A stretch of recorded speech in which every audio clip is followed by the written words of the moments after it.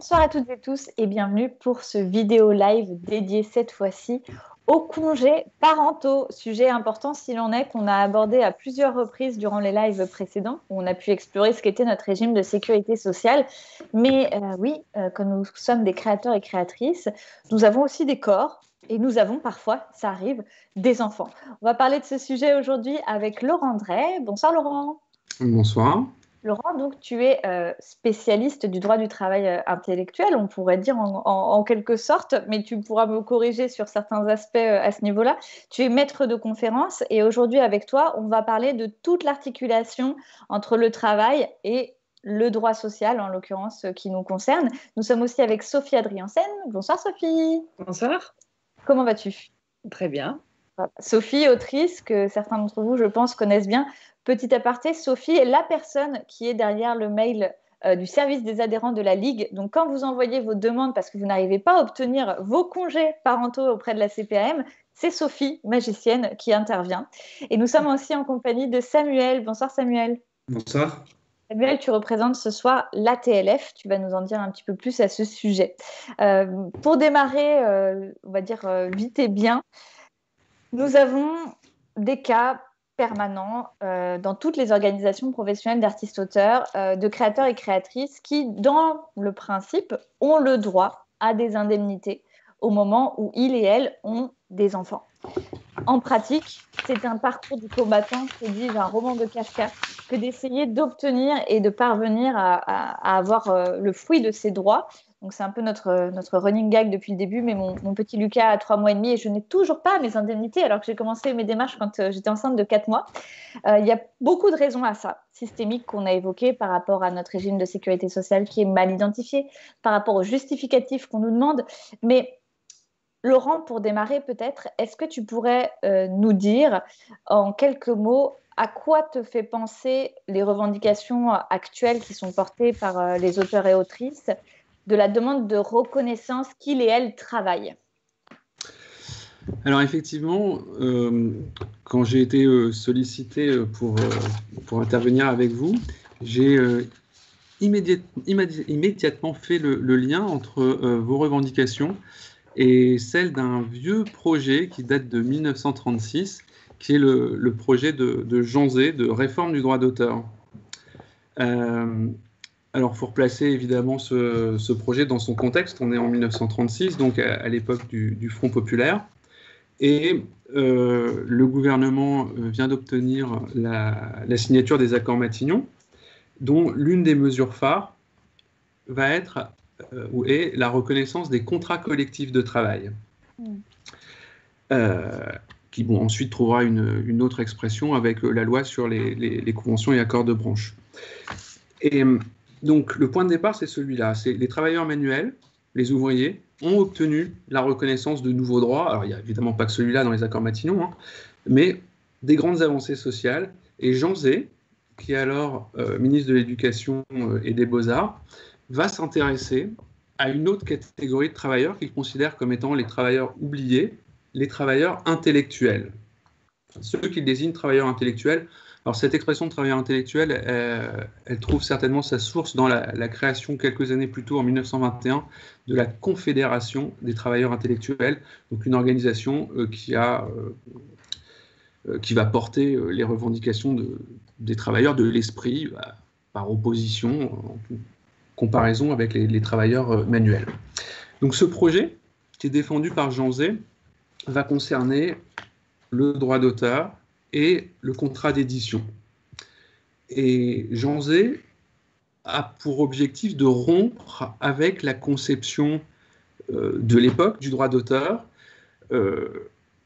Sachant que ce n'est pas le droit d'auteur tel qu'on le connaît maintenant, puisque ce n'était pas encore... Tout à fait, voilà. Tout à fait. C'est le droit d'auteur issu des lois révolutionnaires de 1791 et 1793. Alors attention, moi je ne suis pas un pur spécialiste de droit d'auteur, je suis un spécialiste, j'aime pas ce mot-là, mais voilà, je travaille en droit du travail pour le coup.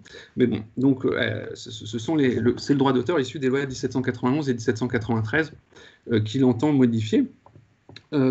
Droit d'auteur plutôt conçu comme un droit de propriété. Bien sûr.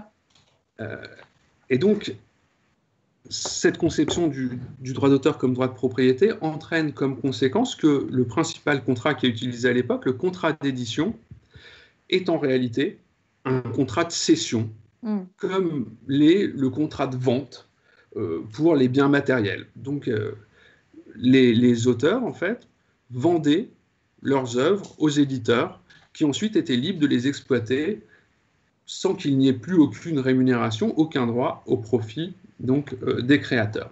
Donc ça, c'est la première idée de rupture dans le projet Jean Zay, c'est donc de transformer le droit d'auteur, droit de propriété, en un droit de la personnalité. En réalité, cette conception, elle n'est pas née seulement de l'esprit de Jean Zay, hein, elle est aussi liée à l'évolution du droit d'auteur en doctrine et en jurisprudence tout au long du 19 et 20e siècle, au début du 20e siècle. Et je fais juste un petit interlude, mais dans ce projet de loi de Jean Zay, il y avait les prémices quelque part du droit d'auteur tel qu'on le connaît aujourd'hui, en fait. Mais complètement, tout à fait. Puisqu'en fait, dans le projet Jean Zay, on va retrouver le droit d'auteur comme droit de la personnalité, avec une distinction, droit moral et droit patrimonial. Donc on a véritablement, d'ailleurs, des éléments du projet Jean Zay vont être repris dans la loi de 57 sans aucun doute. Et donc, ça c'est le premier thème essentiel, rompre avec l'idée de propriété. Et le deuxième thème essentiel, mais qui est lié, hein, c'est que l'auteur ne doit plus être considéré comme un propriétaire, mais bien comme un travailleur. Donc on est vraiment dans la logique du front populaire ici. Un travailleur auquel la société doit reconnaître des modalités de rémunération principalement exceptionnelles, différentes. Donc dans le projet Jean Zay, on va notamment voir l'application de dispositions normalement applicables aux salariés, aux auteurs. Notamment, Jean Zay préconise l'insaisissabilité des rémunérations. Il préconise également un privilège en matière donc, de rémunération qui sera fixé comme le privilège des salaires. Donc on a vraiment l'idée d'avancer en termes de rémunération au bénéfice des créateurs. Cette idée d'une rémunération meilleure et de la rémunération du travail, on la retrouve aussi dans la partie sur le contrat d'édition du projet, puisque Jean Zay souhaite à la fois assurer une rémunération aux auteurs et en même temps leur assurer un pouvoir de contrôle sur l'exploitation. Alors bon, il y a différentes modalités, notamment la possibilité de numéroter les œuvres, etc., un droit de regard. Mais en fait, Jean Zay, à l'époque, déjà s'inquiétait sur la question des redditions de comptes qui allait nous... C'était très visionnaire, en fait, dans le projet de ce qu'allait devenir l'industrie plus tard et tout ça. Ce que je veux préciser, c'est que dans l'esprit de ce projet de loi, travail et propriété ne sont pas en opposition quelque part. C'est une forme de conciliation entre la reconnaissance d'individus qui travaillent et en même temps leur donner, leur consacrer un droit quand même, voilà, du point de vue de la propriété, puisqu'il y a cette idée de faire des contrats de concession, donc quelque part de céder des... Enfin, justement, de ne pas céder ses droits, de les concéder, c'est-à-dire de les prêter quelque part, en fait. Voilà. Tout à fait, d'en favoriser l'exploitation, mais que cette exploitation se fasse, enfin que l'auteur profite également de l'exploitation de ses créations, et que l'œuvre ne soit pas vendue véritablement aux éditeurs qui ensuite l'exploiteraient uniquement dans leur propre intérêt. On rompt en fait avec une conception très libérale de la propriété littéraire artistique pour proposer une vision plus sociale. Mais ce qui je trouve vraiment intéressant, moi, dans le projet, c'est donc sur le contrat d'édition, je ne rentre pas dans les détails parce que d'abord, je ne les maîtrise pas, c'est plus du droit d'auteur, etc. Mais on a élaboré un régime général du contrat d'édition par la loi, par le projet de loi. Et ensuite, ce qui est intéressant, c'est que Jean Zay dit,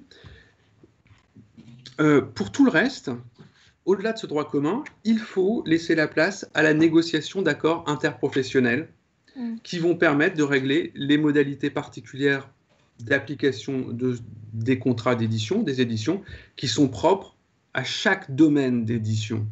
Et là, il distingue, j'ai noté quelques-uns, l'édition musicale, l'édition cinématographique, l'édition d'œuvres plastiques, graphiques, etc. Parce que déjà, il a conscience que ce n'est pas la même chose, en fait. Que si on a toujours des auteurs, en réalité, leur pratique, et ensuite les modalités d'exploitation sont différentes. Et donc que la négociation, pour lui, sur le modèle des accords Matignon, la négociation va être le meilleur chemin pour parvenir à une solution efficace dans chaque domaine. Alors, comme le temps nous a un petit peu compté, il n'y a pas de souci sur ces éléments de contextualisation, mais qui sont passionnants, c'est qu'en fait, ce projet de loi échoue. Bien sûr, il échoue, parce qu'en fait, Jean-Gé va être enfermé puis assassiné, et puis ça va être la guerre. Et puis, les éditeurs s'y sont opposés avec beaucoup de force. Grasset, exactement, Gallimard, etc., s'opposent à la reconnaissance du fait que les auteurs travaillent. Et aujourd'hui, on est dans une situation qui est particulière, et là, on va faire le chemin de l'histoire du droit avec le chemin de nos récits personnels, et je vais me tourner vers Sophie et Samuel. Aujourd'hui, nos difficultés, c'est aussi vis-à-vis de la CPAM, vis-à-vis de nos interlocuteurs, de faire admettre qu'on exerce un travail. Est-ce que, Sophie, tu peux nous raconter un petit peu ton chemin ? Oui, alors, en fait, moi, j'ai eu 2 enfants. Pour le premier, je dépendais encore du régime général. Et j'ai touché l'ensemble de mes indemnités de congé maternité quand tu étais salariée ? Je dépendais de Pôle emploi. Ah, d'accord, ok. Ouais. Donc j'avais les indemnités Pôle emploi et déjà les droits d'auteur, parce que ça faisait plusieurs années que je publiais. Mais du coup, c'était encore le régime général. Je n'atteignais pas les 9 fois le SMIC, j'étais pas à la GSA. Ouais. Donc j'étais au régime général, j'ai touché mes indemnités quand mon enfant avait 7 mois, c'est-à-dire que je venais avec l'enfant en porte-bébé en disant c'est pour le bébé déjà né que je réclame mes indemnités de congé prénatal et postnatal. Et puis pour mon deuxième enfant, l'année dernière, je n'ai rien touché pendant tout mon congé prénatal. Donc là, j'étais à la GSA depuis quelques temps, plusieurs années. Et puis, j'ai reçu un coup de fil. Entre-temps, j'avais changé de région, donc je ne dépendais plus de la même caisse. Et concrètement, j'étais dans Paris la première fois. Je suis en province maintenant et je pense que ça peut jouer aussi. J'imagine qu'il y a beaucoup plus de dossiers dans les CPAM parisiennes que dans les CPAM de province. En tout cas, la deuxième fois, j'ai reçu un coup de fil le lendemain de l'accouchement. Quelqu'un de la Sécu m'a dit oui, alors on ne peut pas s'occuper de votre dossier parce qu'il nous manque votre attestation sur l'honneur de dernier jour travaillé. Donc, il me dit, pouvez-vous nous la faire parvenir très vite ? Je lui dis, bah non, là, je suis à la maternité, en fait, j'ai accouché. Donc, la CPAM, très prévoyante, un jour après l'accouchement, c'est bonne ambiance. Voilà, je lui dis, là, ça va attendre le retour à la maison. Et du coup, dès que je suis rentrée à la maison, j'ai fait ce courrier-là et il m'avait promis qu'il irait très vite. Et ça a été le cas parce que du coup, moins de 10 jours après, j'ai touché l'intégralité du congé prénatal. Et ensuite, le post-natal, je l'ai touché mensuellement, comme j'imagine que c'est pour plein de gens. Enfin, du coup, pour moi, c'était nouveau. Et pourtant, avec l'expérience du premier congé maternité, j'étais sûre d'avoir tout bordé la deuxième fois, que justement, il ne manquait rien. J'avais joint des courriers, des attestations sur l'honneur. J'étais sûre que là, il n'y aurait pas de problème et je pensais que c'était juste un délai de traitement. Ben non, en fait, il y avait encore une pièce manquante. Et en fait, bon, moi, le cas que j'ai en ce moment pour partager l'expérience, c'est qu'on me demande mes bulletins de salaire. Donc, j'explique non, qu'en fait, je n'ai pas de bulletin de salaire parce que je suis artiste-auteur. Et là, bon, je fais des notes juridiques de 4 pages parce qu'en plus, je connais le sujet pour leur dire, écoutez, tout va bien, c'est un régime qui existe, rattaché au régime général, dans une assimilation salariée, etc. Et on me dit, oui, mais alors, donnez-moi, je ne sais pas, vos contrats qui concernent justement vos contrats plus comme une indépendante, un contrat de commande ou j'en sais rien. Bon, non, je n'ai pas ça non plus, j'ai des contrats de cession. Et là, voilà, quand sont examinés en fait nos justificatifs, je dirais, de rémunération et contractuelle, pour eux, on ne travaille pas en fait. C'est ça qui est très particulier. Donc, on finit par y arriver, par la connaissance du régime, et puis il y a des informations qui vont être faites, mais on est toujours face à ça. Et toi, Samuel, est-ce que tu peux nous raconter un peu ton parcours ? Es-tu un papa déjà pour commencer ? Oui, j'ai un enfant, donc moi j'ai fait un peu les mêmes démarches que vous Ouais. pour un congé paternité, bon, étant paternité est plus symbolique en termes de Oui, mais c'est montant. important. Euh, Bien sûr, tout à fait. Mais ça, je pense qu'on y reviendra par la suite parce que donc déjà, moi je représente, enfin je suis membre du CA de l'ATLF, l'Association des traducteurs littéraires de France. On a fait récemment une étude socio-économique sur nos adhérents, qui sont en fait des adhérentes à près de 80%. Ah, d'accord. Nos adhérentes sont des femmes. Voilà, la question effectivement du congé parental est extrêmement importante. D'une part pour les femmes qui travaillent et qui voient leurs indemnités versées très tard, mais aussi dans le cas des pères qui finalement, voilà, enfin, c'est un soutien qui est quand même nécessaire. Voilà, donc moi dans mon cas personnel, ça a été plutôt rapide. J'étais Ah, tombé sur quelqu'un qui connaissait. Mais j'ai eu les indemnités, je crois, 3 mois après la naissance de ma fille. ah ouais, Euh, même malgré une interlocutrice ou un interlocuteur qui connaissait le régime et tout ça? ouais. Ouais. Alors en fait, moi du coup, j'ai mené quand même un petit peu ma petite enquête. Là, j'ai interrogé plusieurs de nos membres. Et alors le souci principal qui revient systématiquement, c'est un problème de communication entre l'AGSA et l'URSSAF. Mhm. C'est-à-dire qu'en fait, le document, alors, déjà effectivement, il y a des gens à qui on demande des documents qui n'ont rien à voir, comme Mhm. des déclarations, enfin, les avis d'impôts, comme ce que tu dis, des contrats d'auteur. Ça, normalement, on n'a vraiment pas à se justifier de ça. Le seul document qui est vraiment nécessaire, c'est l'attestation dans notre cas, de l'AGSA, puisque en tant qu'auteur de l'écrit, on dépend de l'AGSA. On a besoin de l'attestation de l'AGSA pour fournir notre assiette sociale, donc qui est la base de calcul des indemnités de congé parental et de congé maladie d'ailleurs. Et alors, cette transmission, j'ai jamais entendu un cas où ça avait fonctionné. Mais peut-être C'est-à-dire qu'il y en a, on que ne sait pas. Dans le chat, dites-nous si ça a fonctionné pour vous. oui, je souhaite qu'il y ait des cas où ça fonctionne, mais dans mes démarches personnelles et des personnes avec qui j'en ai parlé, voilà, c'est vraiment le gros point qui pose problème, c'est la transmission de l'assiette sociale de la GSA à la sécurité sociale, à l'URSSAF. Ça engendre des retards assez conséquents. Voilà, moi Mais, mais, j'ai. mais, mais ça, Samuel, enfin bon, parce qu'on est dans le cas de la transition URSSAF, donc ça, c'est une évidence.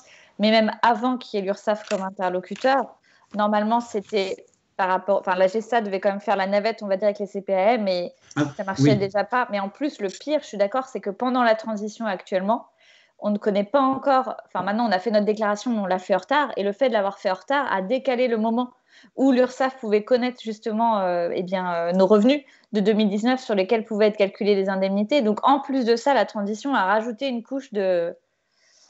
oui, ça j'ai pas eu de témoignage très Ouais, récent. Effectivement, j'ai fait une petite erreur. Je parlais pas de l'URSSAF, je parlais bien de la CPAM. Oui, oui, des oui, conseillers qu'on a au téléphone quand on déclare sa grossesse.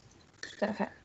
Eh Mm. bien, peut-être pour commencer à comprendre ce que c'est que notre régime artiste-auteur davantage et comprendre aussi comment ça fonctionne quand on peut avoir droit à des indemnités pour nos congés parentaux, on pourrait passer à Dessine-moi un statut.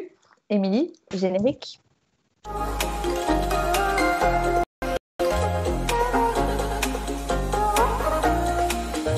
Sous certaines conditions, les artistes-auteurs et les artistes-autrices ont droit au versement d'indemnités journalières parentales. Cependant, pour y avoir droit, ils doivent répondre à un certain nombre de conditions. Avoir perçu, au cours de l'année civile de référence, une rémunération supérieure à 900 fois la valeur horaire du SMIC, soit 9 135 € brut en 2020. Être à jour dans leur déclaration et règlement de cotisation, et justifier de 10 mois d'affiliation à la date présumée de l'accouchement. Si ce seuil de rémunération n'a pas été atteint et qu'ils ne disposent d'aucun autre régime social, ils peuvent cotiser volontairement sur cette base afin de bénéficier des indemnités journalières en cas de congé parental. Le congé maternité permet aux autrices d'être indemnisées pendant toute la durée du congé maternité, qui comprend le congé prénatal et postnatal, ce dernier pouvant être adapté à leur situation familiale. Si l'accouchement a lieu avant la date présumée, La période d'indemnisation n'est pas réduite pour autant. La durée totale d'indemnisation reste la même. La durée du congé prénatal est réduite et reportée sur la durée du congé postnatal. Le congé paternité et d'accueil de l'enfant s'ouvre à toute personne vivant maritalement avec la mère, indépendamment de son lien de filiation avec l'enfant et de son sexe. La durée du congé varie selon qu'il s'agit d'une naissance multiple ou non. Le congé doit débuter dans un délai de 4 mois après la naissance de l'enfant et peut prendre fin au-delà de ce délai. Le travail salarié est interdit pendant la durée d'indemnisation. Cependant, durant cette période, les auteurs et les autrices peuvent percevoir des rémunérations issues de contrats de commande, de cession de droits, de reddition de comptes ou encore de redevances d'organismes de gestion collective. Pour tous, les indemnités journalières sont calculées selon les modalités suivantes. Si le début du congé intervient entre le 1er janvier et le 30 juin, les indemnités journalières sont calculées sur la base des revenus en N-2. Si le début du congé intervient entre le 1er juillet et le 31 décembre, les indemnités sont calculées sur la base des revenus de l'année N-1. La Guilde française des scénaristes a mis en place un simulateur qui permet aux artistes-auteurs, quelle que soit l'activité de création, d'estimer précisément le montant de leurs indemnités journalières. Dès le début de la grossesse, il est fortement conseillé aux auteurs et autrices de contacter immédiatement leur CPAM. En effet, les agents des caisses de sécurité sociale sont parfois mal informés au sujet des artistes-auteurs et autrices, et il n'est pas rare de rencontrer des obstacles majeurs avant de pouvoir bénéficier des indemnités, des cas de non-recours sociaux graves contre lesquels les organisations professionnelles luttent chaque jour. Une preuve, s'il en fallait une de plus, que le régime artiste-auteur n'est toujours pas pleinement reconnu.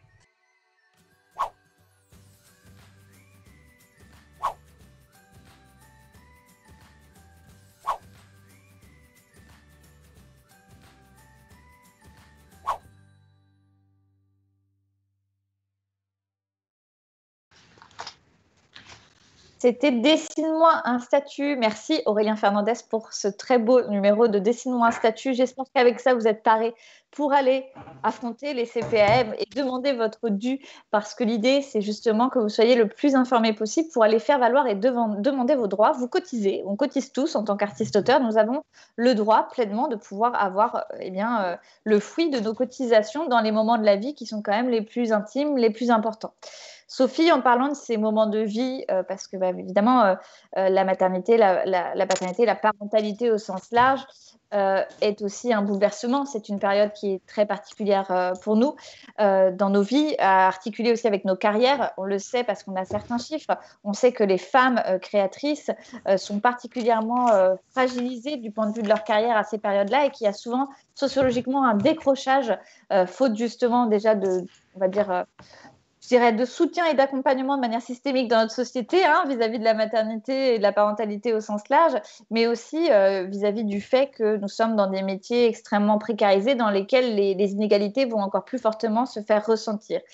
Toi, il y a une anecdote que tu nous as racontée, je me souviens très bien, aux États généraux de l'égalité de la charte, vis-à-vis du regard que peuvent porter aussi des médecins par rapport à la maternité quand on est créatrice. Est-ce que tu peux nous en parler ?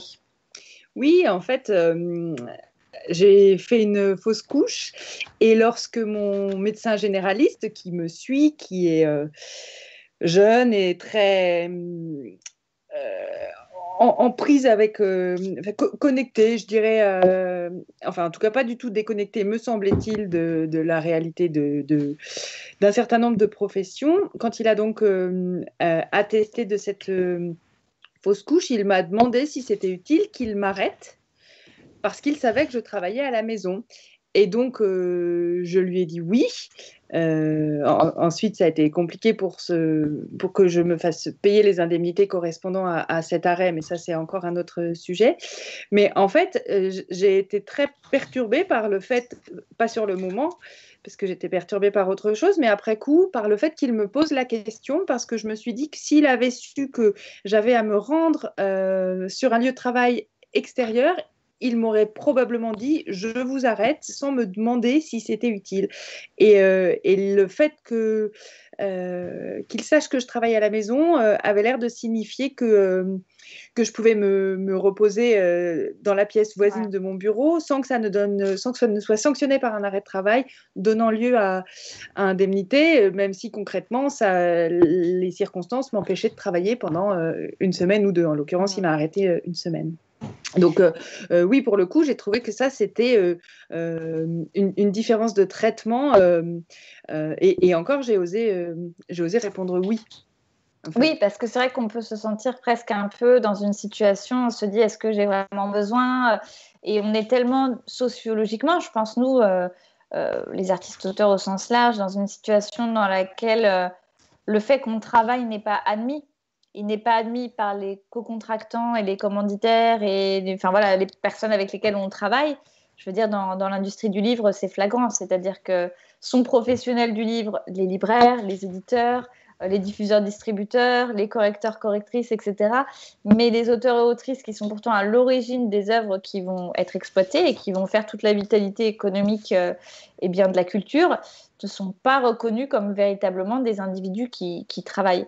Est-ce que ça, Laurent, ça fait écho par rapport à ces questions de... C'est plus sociologique, hein, je dirais, mais qu'est-ce que ça t'évoque? Alors là, en vous écoutant parler, ça m'a fait penser à une situation juridique que moi j'ai eu l'occasion d'étudier à plusieurs reprises. C'est celle de la subordination, en fait, Ouais. pour le coup. Et c'est drôle parce que donc, le problème de la subordination juridique, c'est celui de la qualification du contrat de travail, qui existe à la fois en droit du travail et en droit de la sécurité sociale, puisque l'affiliation au régime général de la sécurité sociale pour les salariés suppose qu'ils soient subordonnés. OK. Et en même temps, en droit du travail... Tu peux nous définir ce que c'est que la subordination pour les gens qui nous suivent? La subordination comme critère d'affiliation au régime général en tant que salarié ou comme critère du contrat de travail, c'est le pouvoir de l'employeur de donner des ordres et des directives, d'en contrôler l'exécution et de sanctionner les manquements de ses subordonnés. Donc il y a 3 éléments: direction, contrôle, sanction. OK. Mais bon, ça, il faut savoir que c'est la définition générale, mais que les juges apprécient au cas par cas et qu'ils vont utiliser d'autres indices, comme l'intégration dans un service organisé, la fourniture du matériel, les horaires de travail, le lieu de travail, etc. Donc il y a plein d'indices qui peuvent être utilisés.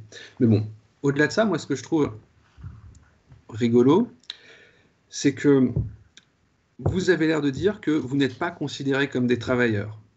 Okay, on ne vous considère pas comme travailleur. D'accord? Il y a plein de contentieux, vous en avez peut-être déjà parlé, sur l'affiliation des travailleurs de l'esprit, donc avant, au régime général de la sécurité sociale. Oui, okay? 1975. Voilà, ok. Et ce qui est rigolo, c'est que donc il y a des contrôles URSSAF pour requalifier en salaire des sommes qui étaient versées en droit d'auteur. Oui, ça, et d'ailleurs, il y en a beaucoup en ce moment. On sait que c'est hyper courant depuis des années, c'est un contentieux qui est très classique.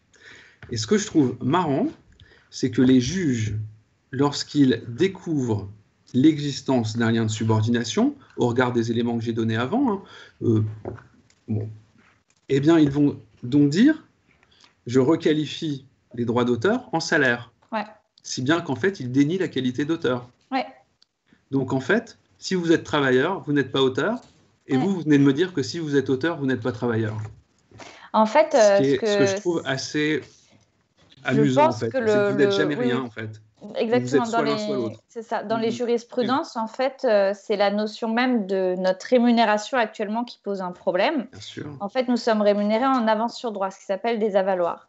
Et en fait, l'avance sur droit n'a aucune existence juridique. C'est-à-dire que c'est un usage qui s'est démocratisé parce qu'à un moment donné, quand les industries sont devenues de plus en plus importantes, qu'il a fallu demander à des personnes de travailler avant que l'œuvre n'existe, on s'est mis à créer cette espèce de subterfuge en quelque sorte. Sauf que ce n'est qu'une avance sur droit, c'est une fiction juridique. C'est-à-dire qu'on dit on va te faire une avance sur des droits à venir.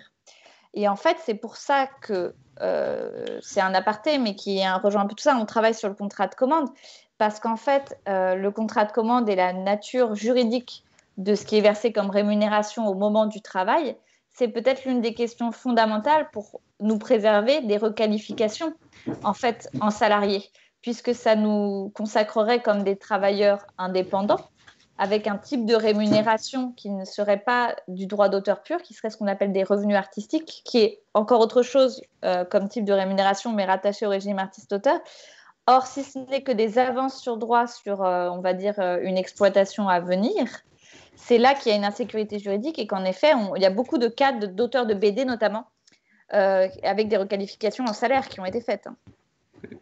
Sauf que, alors j'entends, sauf que c'est pas la rémunération qui fait la subordination, et donc qui fait la requalification, c'est les circonstances dans lesquelles est effectuée la prestation de travail.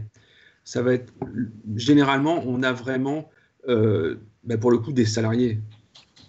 C'est vraiment des salariés, mais qui ont une activité artistique, peu importe laquelle, par exemple des créateurs de bijoux, ce genre de choses, et qui, la dite activité va être rémunérée en droit d'auteur, et donc là, c'est pas des avaloirs, ça va être une somme, ça peut être par exemple un forfait de droit d'auteur dans ce cas-là qui sera versé, ok. Et c'est parce que les juges vont dire d'accord, mais monsieur ou madame, vous n'avez eu en fait aucune liberté artistique dans votre processus de création parce que le modèle était imposé par le directeur artistique de l'entreprise, etc. Donc vous n'avez été en réalité qu'un technicien, qu'un exécutant. Donc ce sont ces circonstances qui font qu'on ne peut pas déceler l'originalité dans votre création. Donc ça n'est pas une œuvre de l'esprit. Donc vous n'êtes pas un auteur, donc ce ne sont pas des droits d'auteur, c'est du salaire et on doit cotiser Sophie lève la main dans l'assiette de cotisation du salaire. Voilà. Tu voulais parler, Sophie, c'est ça? Oui, parce que en fait, du coup, avec la Ligue, je reçois aussi, donc comme tu le disais, les demandes ou les messages paniqués d'adhérents. Et sur la question des congés parentaux, entre cette idée que la société a l'impression qu'on ne travaille pas plus, le syndrome de l'imposteur dont il a déjà été question dans des vidéos ici, ça donne des autrices qui ont déjà écrit dans des messages qu'elles n'avaient même pas pensé pouvoir demander des indemnités. C'est-à-dire que du coup, le sentiment de n'avoir droit à rien, alors que tout le monde sait que le congé maternité existe, et j'imagine, je ne sais pas si Samuel, vous avez un avis sur la question, mais que c'est peut-être encore que les hommes qui n'osent pas demander un congé paternité sont peut-être encore plus nombreux parce que c'est une durée plus courte et donc un montant inférieur. Mais voilà, la conséquence, c'est ça, c'est qu'il y a des femmes qui devraient être indemnisées pour toute la durée d'un congé prénatal et postnatal et qui n'osent même pas en faire la demande alors que les droits leur sont ouverts, comme pour toute autre femme. Oui, parce que... Oui. Vas-y, Samuel, tu voulais...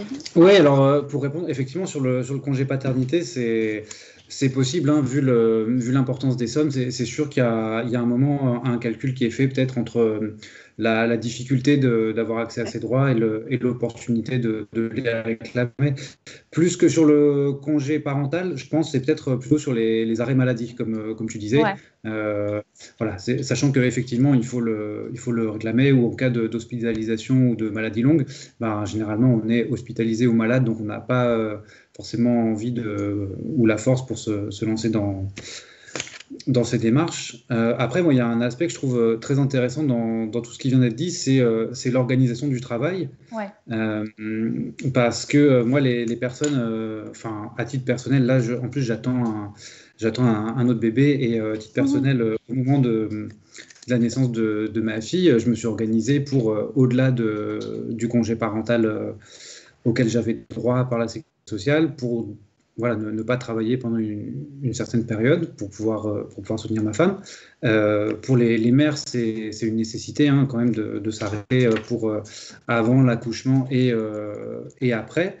Mais ça nécessite quand même un aménagement du travail en amont de la grossesse, parce que nous, en traduction, on est sur des contrats, on a des dates de remise en moyenne de 3-4 mois. Voilà, oui, tu peux nous dire un peu, Samuel, comment ça se passe du point de vue du travail du traducteur? Quel délai à peu près pour une traduction? Je sais que c'est très variable par rapport à la taille de la traduction, etc. Mais en ce moment, on va dire dans la dynamique éditoriale, c'est des délais qui s'accélèrent, tu vois ce que je veux dire? Ouais, alors, ouais, ça bien sûr, c'est des délais qui s'accélèrent, notamment pour des textes, des best-sellers ou des textes grand public, où les éditeurs, surtout quand il y a l'enjeu par exemple d'un film ou quelque chose comme ça, les éditeurs français vont avoir envie que la version française sorte le plus près possible de la version originale. Et voilà, donc en moyenne, on a environ ça c'est une moyenne personnelle, mais je dirais qu'on a environ 3-4 mois de délai pour chaque texte, évidemment en fonction de sa longueur, de sa complexité. C'est des choses après qu'on négocie au moment de la signature du contrat, c'est-à-dire qu'on peut aussi, si on a un éditeur qui n'est pas trop pressé de sortir la traduction, ben on va pouvoir, nous ça nous laisse quand même 3-4 mois de travail effectif, mais décaler la date de remise de la traduction. Si par exemple l'éditeur vise la rentrée littéraire ou avant l'été, selon comment il place son titre au catalogue.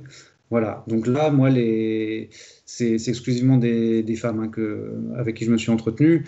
En amont, donc en début de grossesse, voilà, elles s'organisaient déjà pour caler leur date de rendu à un moment où ça leur permettrait de s'arrêter effectivement, de travailler en fin de grossesse et puis au moment de la naissance du bébé.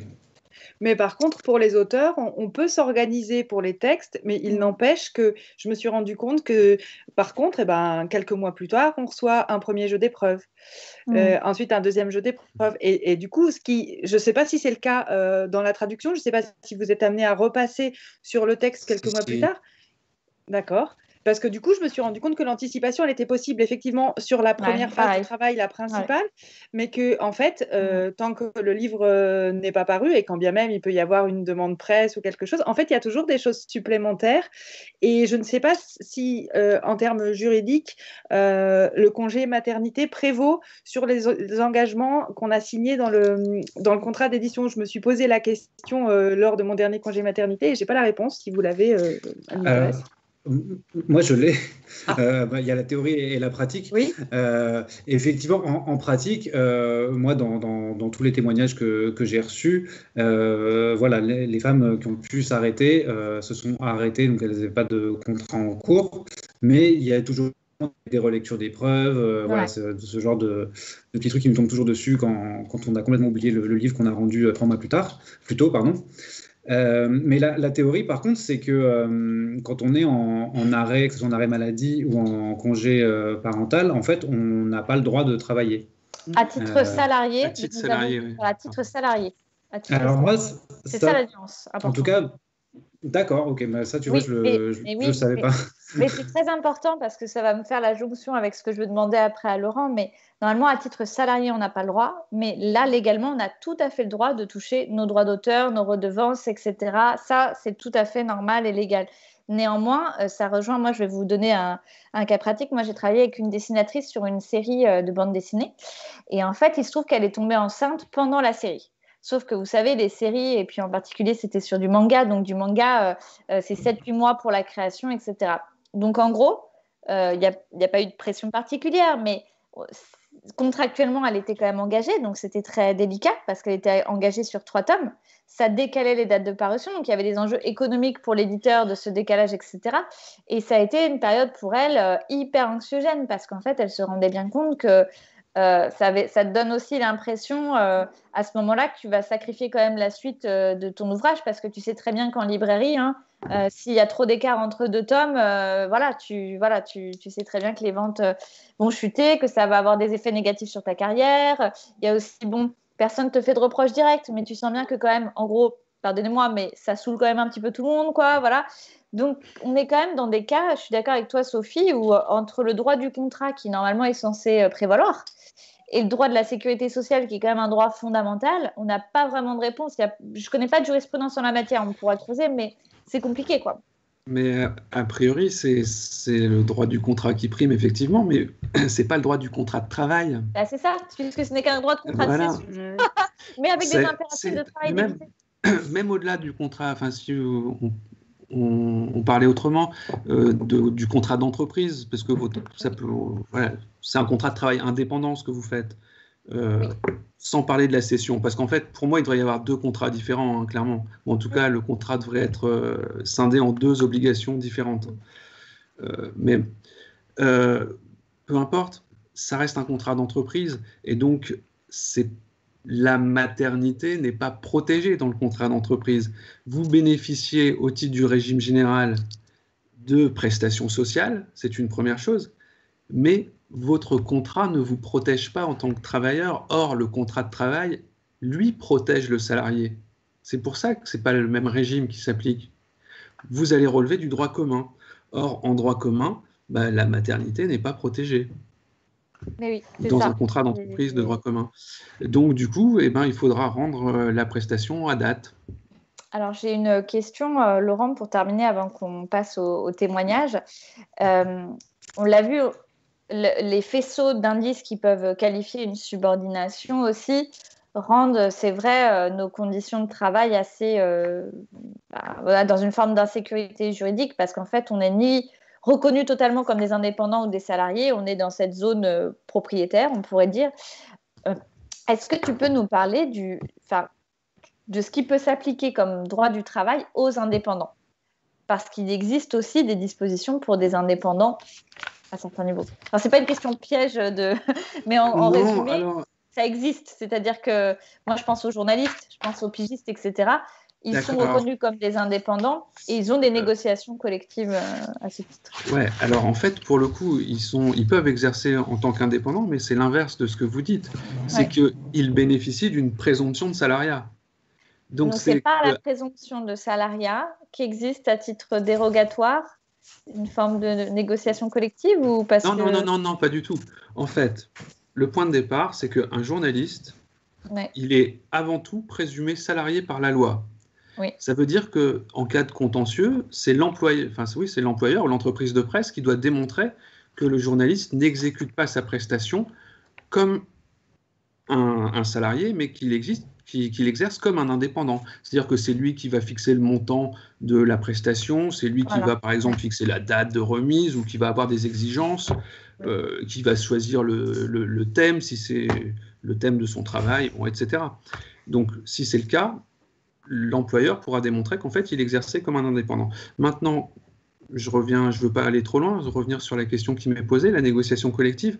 Là, pour le coup, on est vraiment, s'agissant des journalistes, on est vraiment dans une situation où le droit du travail a pénétré le droit de la propriété intellectuelle, puisque c'est la loi Hadopi, en fait, qui a intégré dans le Code de la propriété intellectuelle les nouvelles dispositions relatives aux droits d'auteur des journalistes, qui, pour le coup, ont été un petit peu déplumés de leurs droits, mais bon, ça c'est peut-être un autre débat. Et au cœur de ces dispositions, une large place est faite à la négociation collective pour définir notamment la nature des rémunérations perçues en cession de droit par les journalistes. Alors la particularité, c'est que, notamment dans plusieurs hypothèses, pour la cession de leurs droits, ils vont percevoir, l'accord collectif peut choisir entre la perception de droits d'auteur ou de salaire, par exemple. Ah, d'accord, ça je ne savais pas. Ce qui est assez original en fait. Ouais. Et puis ensuite, sur certaines modalités d'exploitation des œuvres journalistiques, c'est également l'accord collectif qui va définir les notions. Si j'ai le temps de prendre juste un exemple, il y a une hypothèse qui est fixée par la loi, c'est celle de l'exploitation dans une famille cohérente de presse.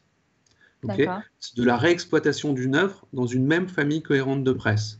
Donc, eh bien, il appartient, donc c'est assez vague comme notion famille cohérente de presse, on est d'accord?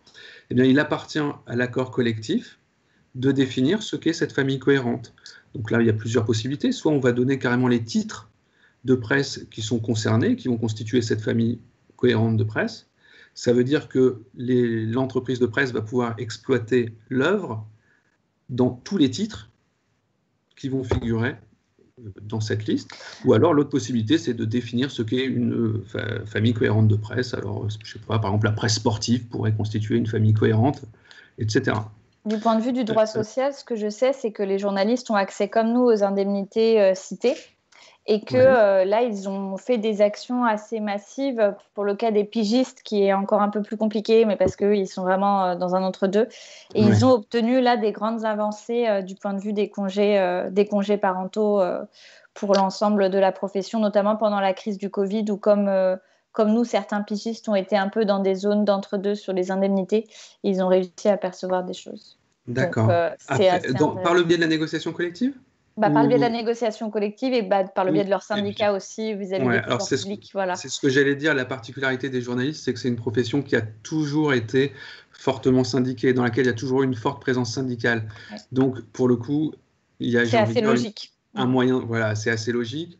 Et il y a une force. Il y a une force collective, en fait, dans cette profession, qu'il n'y a peut-être pas véritablement encore dans vos professions. On fait ce qu'on peut, voilà. On s'organise tous. Vous êtes, en fait, voilà, vous êtes en train de vous organiser et on sent que ça monte en pression parce qu'on on en parle, etc. Et, oui. Merci beaucoup pour cette première phase de table ronde. J'ai encore le temps, une seconde. Vous inquiétez pas, on va revenir. Enfin, ne t'inquiète pas, on va revenir après parce que on va basculer. Il faut en garder pour après. Mais on va passer à notre rubrique suivante. Mais avant, on va dire au revoir à Sophie. Est-ce que Sophie, tu voulais ajouter peut-être quelque chose avant de nous quitter sur ce sujet? Parce que toi, tu es tellement au contact des adhérents au quotidien sur ces questions de congés parentaux. Non, si ce n'est insister sur le fait que tout le monde a droit aux indemnités pour les congés maladie, pour les congés parentaux, et qu'il faut bien se mettre ça en tête pour, d'une part, les demander, et puis insister s'ils ne sont pas payés, se dire que au bout, il y aura le versement de ces droits-là, quoi. Exactement. Et si vous êtes dans ce cas-là, vous pouvez contacter vos organisations professionnelles, donc la Ligue évidemment, mais la TLF, j'imagine que vous avez aussi ce genre de cas au quotidien pour les traducteurs et puis les autres organisations. On ne va pas dresser toute la liste ce soir, elles sont nombreuses, mais tournez-vous vers vos syndicats, vos associations, enfin vos organisations professionnelles pour demander de l'aide dans ces cas-là. On peut saisir la médiatrice de la sécurité sociale et essayer de débloquer des situations. Normalement, ce n'est pas à nous de le faire, mais on essaye en tout cas de pouvoir vous aider du mieux possible. Alors, passons maintenant, Émilie, si tu veux bien, à notre rubrique « Ma vie, mes œuvres » et écoutons la parole d'auteurs et d'autrices vis-à-vis de leurs congés parentaux.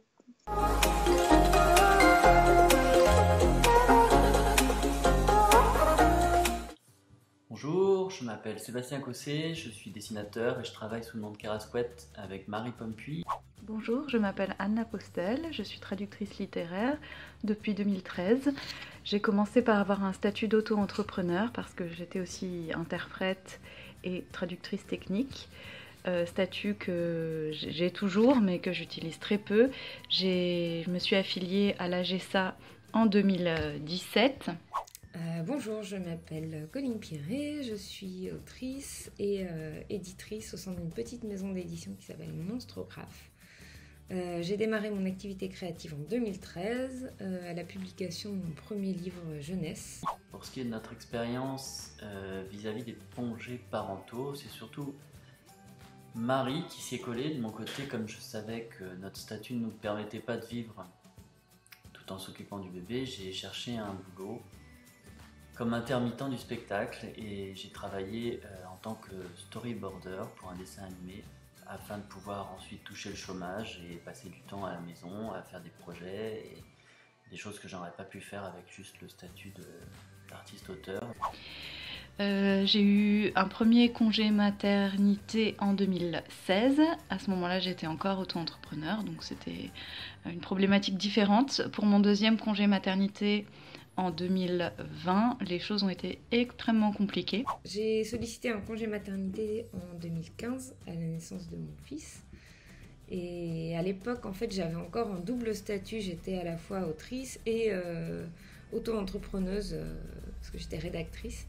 Et donc ma sécurité sociale dépendait de ce statut d'auto-entrepreneuse et donc du RSI qui était à l'époque la sécurité sociale des indépendants. Et donc qui connaissait notre statut. Et en fait, ça marchait beaucoup mieux. J'ai l'impression que le congé maternité des auteurs et des autrices, parce que je l'ai eu. Mais bon, Marie n'a pas baissé les bras, malgré les nombreuses embûches, contradictions, désinformations qu'elle a pu rencontrer. Nous avons fini par toucher ce qui devait nous servir de congé paternité et de maternité, donc ce qui devait nous servir à nous occuper de notre bébé, quand celle-ci a eu 9 mois. Voilà. Alors le pire étant que nous avons eu un enfant très vite après, donc Marie savait exactement quoi faire et a fait tout dans les temps. Et ça n'a pas empêché de toucher nos congés quand il a eu 5 mois. Bon, je dois quand même préciser que nous, par rapport à ces demandes d'aide sociale, nous étions parfaitement à jour vis-à-vis de nos cotisations à la Maison des artistes. J'ai commencé mon congé en décembre 2019 et je n'ai obtenu les indemnités qu'en mai 2020. J'ai accouché en janvier. Et pour obtenir mes indemnités, ça a été le parcours du combattant, parce qu'en fait, l'assurance maladie ne comprend pas du tout notre statut. Il y a des difficultés de communication entre l'AGESA et l'assurance maladie, surtout quand, au début de l'année 2020, l'AGESA a plus ou moins disparu pour devenir l'URSSAF Limousin. Donc je pense que ce transfert a encore plus compliqué les choses. Donc ce que j'ai dû faire, c'est contacter moi-même l'AGESA pour transférer des documents à l'assurance maladie. Et tout cela a pris énormément de temps. On avait un petit livret avec des fiches à compléter et à remplir à différentes étapes de la grossesse, de l'accouchement, du congé maternité. Et on faisait viser par le médecin et on renvoyait ça à la Sécu. Et à chaque fois, en fait, j'ai été indemnisée dans les, 2-3 semaines suivant l'envoi de ma fiche, ce qui quand même est un délai long mais raisonnable par rapport à ce que d'autres connaissent. Et j'ai eu l'équivalent de 2 mois et demi de congé, je crois.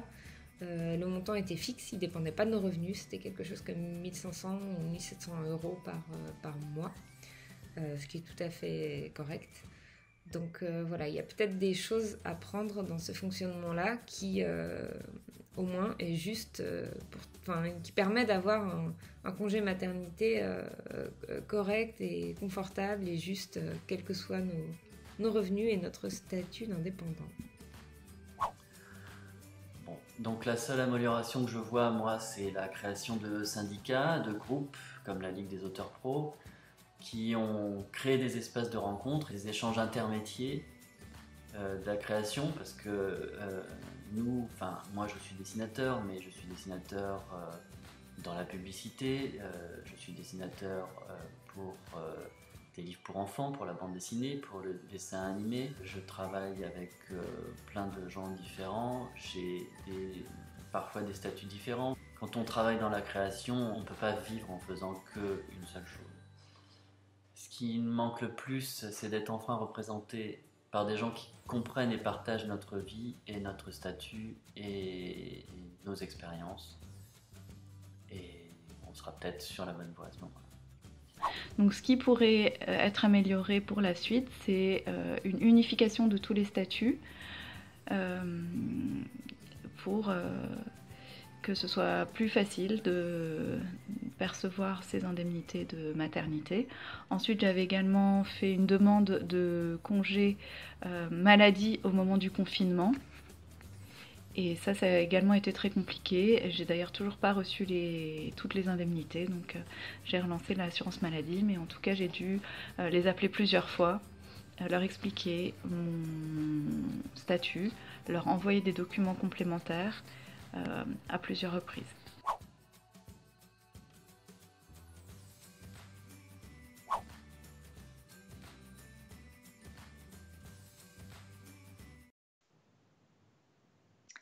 Nous sommes de retour, c'était Ma vie, mes œuvres, avec des témoignages édifiants d'auteurs et d'autrices qui sont face à des difficultés, il faut bien le dire, inacceptables pour réussir à obtenir leurs droits.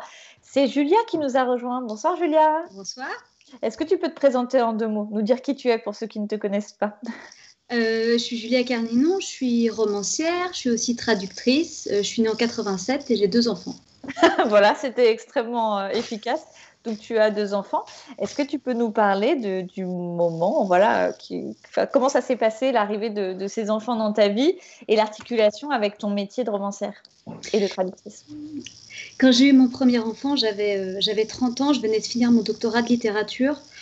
Donc j'ai pas eu de congé maternité pour cet enfant-là, mais c'était quand même, je considère principalement ma faute parce que j'étais dans un brouhaha administratif pas possible, je savais pas à quoi j'appartenais, j'étais écrivain mais je touchais très peu, j'étais aussi auto-entrepreneuse, enfin ça a été le bazar tout ça. Donc j'ai pas eu de congé maternité pour cet enfant-là, donc j'ai repris le travail quand je suis rentrée de la maternité au bout de 3 jours.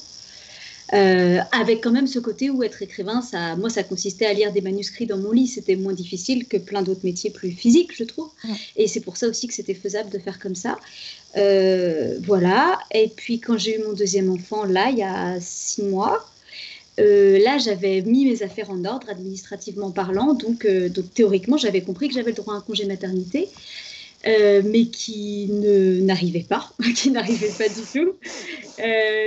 tout. Et puis un jour, j'ai vu passer un message de la Ligue des auteurs pros sur Facebook, je pense, qui disait qu'on pouvait avoir de l'aide de ce côté-là. Ouais. Et c'est comme ça que j'ai fait appel à la Ligue des auteurs pros. Et je regardais mes mails tout à l'heure, ça a été réglé en 3 semaines, grâce à la Ligue. Ouais, voilà. On a dû intervenir, c'est vrai, sur ton cas, Julia, je me souviens très bien. Sophie, qui était là précédemment, voilà, s'en était aussi occupée. Et on avait saisi la médiatrice de la sécurité sociale pour essayer de s'en sortir, parce qu'on savait très bien que ça allait durer probablement des mois si ce n'était pas pris en main. Mais c'est quand même assez catastrophique. Mais alors, comme tu as pu avoir un petit accélérateur et bénéficier de ça, quel sentiment ça fait? Parce que moi, j'essaie toujours d'avoir mes indemnités. J'avoue que pour témoigner personnellement, je le vis très mal. C'est-à-dire que j'ai vraiment le sentiment d'un déni, en fait, que ça fait 10 ans que j'exerce mon métier, que je cotise, que voilà, je participe pleinement à la société de plein d'aspects. Et je trouve que c'était extrêmement violent, et ça l'est toujours, d'être face à une espèce d'enfer administratif où on nous renvoie que finalement, on n'existe pas quelque part, qu'on n'a pas de droit. Est-ce qu'au moins, quand on a ces indemnités, il y a quelque chose qui se répare un peu? Oui, je me suis sentie un peu devenue une femme honorable. Non, mais quand j'ai eu mon premier enfant, je me rappelle quand j'étais enceinte, moi, j'ai jamais été salariée, j'ai toujours fait des petits boulots ou été écrivain, donc il y a aussi plein de trucs normaux dont j'ai même pas idée, donc peut-être je me rends pas compte quand je les ai pas. Mais je me rappelle aller au cours de préparation à l'accouchement et me dire j'ai beaucoup plus de chance. Non, avant les cours de préparation, j'ai vachement de chance parce que les autres femmes, elles sont obligées de travailler enceinte, alors que moi, je peux rester dans mon lit toute la journée à écrire. Je suis pas obligée de. J'avais l'impression en tant qu'écrivain d'être beaucoup plus libre que les femmes qui avaient un boulot plus normal, avec des très gros guillemets. Et puis justement, ensuite, au cours de préparation à l'accouchement, toutes les femmes étaient en arrêt. Elles avaient tout un congé maternité et je me suis dit putain, mais t'es vraiment une débile en fait, c'est beaucoup mieux leur situation à elles. Et je voyais, elles disaient bah oui, là je sais que je reprends pas le travail avant telle date, et moi j'étais là genre mais moi je peux jamais arrêter de travailler, sinon comment je vais m'en occuper de cet enfant? Et donc ça me rendait pas très anxieuse parce que mon mec est salarié et puis parce que moi je me débrouille toujours avec pas grand chose en vrai, mais c'est vrai que je m'étais pas sentie en sécurité, mais j'ai pas l'habitude de me sentir en sécurité. Et là avec le congé maternité pour le deuxième, mais c'était tellement confortable tout d'un coup, genre mais c'est fou, ça m'est jamais arrivé de pas travailler, parce que c'est vrai, on n'a pas non plus le chômage, on n'a jamais ces trucs là, on n'a pas d'arrêt maladie, bon je suis jamais malade donc je m'en rends pas compte, mais d'habitude l'argent faut toujours que j'aille le chercher, et c'était bien la première fois qu'il tombait tout seul, et il y avait une forme, je te le cache pas, de douceur à être à la maison et de me dire si j'ai envie de bricoler je bricole, mais c'est ok pour tout le monde que je sois là à rien faire, pas mal. Oui. Aussi dans le quotidien, c'est peut-être des choses qu'on pourrait évoquer aussi d'expérience de vie, c'est que dans la parentalité, le créateur, la créatrice qui est à la maison, c'est vrai qu'on a tendance à pas dénigrer notre travail, mais en effet à le rendre moins important que l'autre parent qui potentiellement va aller lui faire son chemin pour aller dans un travail normal, hein, comme tu l'as cité, c'est vraiment intéressant. Et ça crée aussi une charge mentale qui est importante. Peut-être Samuel, Julia, vous pouvez nous en parler aussi au titre des expériences que vous croisez ou dans le sens où voilà, celui qui est assigné à la maison, en quelque sorte, il travaille et il s'occupe souvent des enfants aussi. Pour moi, en tout cas, ça a été 1 an de dispute avec mon mec quand on a eu le premier enfant. Mais vraiment 1 an de lutte, mais c'est une catastrophe. Alors qu'on avait toujours eu l'impression de bien répartir les rôles, mais c'était une erreur totale. Mais c'est juste, non mais c'est vrai, mais c'est juste que, oui, du coup, moi j'étais à la maison, donc je fais de toute façon plus de choses à la maison, et puis je suis une femme, donc comme beaucoup de femmes, j'ai plus de compétences domestiques que mon mec, qui est très gentil mais nul. Et du coup, avec l'enfant, c'est devenu lui qui disait il faut que j'aille travailler. Et moi, j'étais genre moi aussi, il faut que je travaille en fait. Mais c'était beaucoup plus difficile de définir ce que c'était mon travail, d'expliquer que même si je peux le faire à plein de moments différents et parfois le faire plus vite et parfois le faire plus lentement, j'avais pas envie de le faire pour son bénéfice à lui. Tous les sacrifices que j'ai concédés depuis toutes ces années pour faire le métier de mes rêves, je fais pas le métier de mes rêves pour qu'il permette à mon mec de faire un boulot à la con. En fait, c'est pas comme ça que ça fonctionne. Non, puis si je vivais avec une femme, ce serait pareil. Enfin, je veux dire, il y a un Oui, moment, non, mais c'est les choses que j'ai acquises pour moi. Je veux bien de temps en temps les distribuer comme des bonbons, mais on ne pioche pas dans ma réserve de bonbons sans me demander, c'est hors de question. Donc ça a été un sujet. Je ne sais pas ce que Samuel a à dire. Non, mais c'est très intéressant ce que tu dis, Julia, puisque enfin voilà, là j'ai un témoignage en particulier où la traductrice me disait en fait exactement la même chose, où elle s'était organisée pour repousser toutes ses deadlines, pour pouvoir vraiment s'arrêter et s'occuper de son bébé, et en fait voilà, elle avait quand même des délais qui, au bout d'un certain temps, commençaient à approcher, et voilà où il a fallu un peu que, comme tu dis, qu'elle affronte le sujet avec le père pour rééquilibrer un peu la charge de travail à la maison.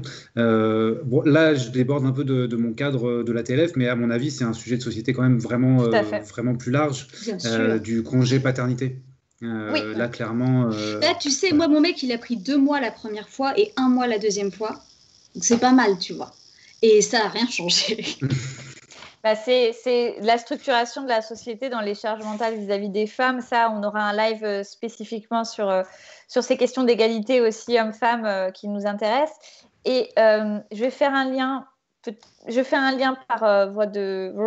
Mais nous, ces questions d'inégalité, en fait, hommes-femmes, on a beaucoup de mal à les mesurer dans nos métiers puisqu'ils ne sont pas reconnus véritablement comme des métiers, justement. Et c'est un problème aussi parce qu'on a quelques statistiques, quelques éléments, mais on sait qu'en tout cas, chez les femmes créatrices, le moment de la maternité est un frein à la carrière. C'est-à-dire qu'on voit qu'il y a des baisses de revenus dans les déclarations annuelles de ces femmes. On voit aussi qu'il y a plusieurs années compliquées, donc de manière systémique vis-à-vis de la société, bien sûr, c'est-à-dire la question de l'implication du deuxième parent, de manière générale, ça c'est évident, mais aussi parce qu'on a peu de moyens de se protéger, comme tu l'as si bien dit, Julia, parce que même les droits auxquels on a accès en principe, soit c'est compliqué de les avoir, soit on s'auto-censure. Ça, c'est très intéressant ce que tu disais. C'est-à-dire qu'on se dit, non mais moi quand même, je suis chez moi, j'ai la chance de faire ce métier merveilleux, etc. Je ne vais pas en plus m'autoriser à aller demander les droits pour lesquels j'ai cotisé. Et ça, cette autocensure, elle est quand même très puissante. Est-ce que, Laurent, je sais pas, ça t'évoque quelque chose au sens large par rapport au droit du travail de manière plus générale, le travail à domicile versus le travail, je dirais, en entreprise, est-ce que ça t'évoque quelque chose ? On est un peu en train de tous le découvrir, là, le travail à domicile, ou en tout cas le télétravail, et à se rendre compte effectivement que certains en font plus que d'autres, peut-être.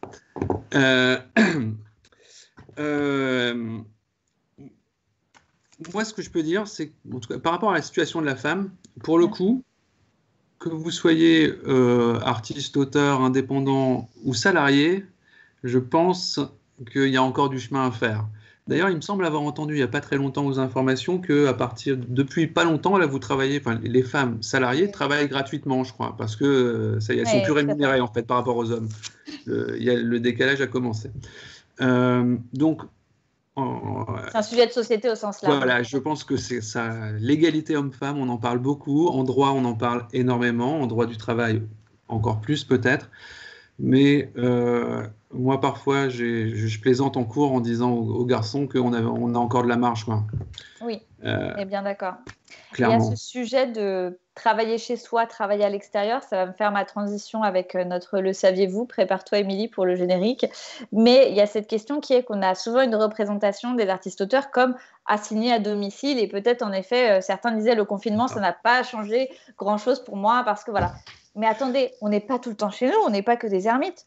On se déplace aussi, on fait beaucoup de salons, de festivals, de rencontres, d'interventions, de conférences, de colloques. Et parfois, il nous arrive d'avoir des accidents durant ces périodes-là. Vous avez le cas d'un auteur de BD, par exemple, qui s'est cassé un bras. Ça arrive, on a aussi une romancière qui s'est cassé un poignet. Enfin bon, bref. Et c'est là qu'intervient d'autres panels de protection en termes de droits sociaux, puisqu'on a parlé là des indemnités pour les congés parentaux, mais on va parler aussi de qui nous manque dans notre protection. On va rencontrer Stéphanie Lecam pour ça.